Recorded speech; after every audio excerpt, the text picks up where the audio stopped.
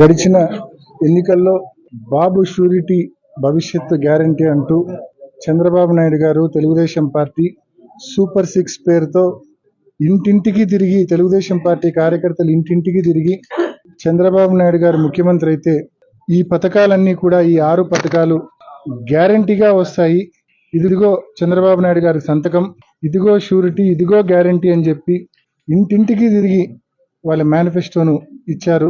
వారి పథకాలను చంద్రబాబు నాయుడు అధికారంలోకి వస్తే మరి 18 ఏళ్ళు దాటిన మహిళలకు ఏడాదికి 18,000 వస్తాయని చెప్పారు. ఎంతమంది పిల్లలు ఉంటే అంతమందికి అమ్మఒడి వస్తుందని చెప్పారు. ప్రతి రైతుకు ఏడాదికి 20,000 రూపాయలు ఇస్తామని చెప్పారు. ఇంకా ఎన్నో పథకాలు ఇచ్చారు, ఉచిత బస్సు కావచ్చు, గ్యాస్ కావచ్చు.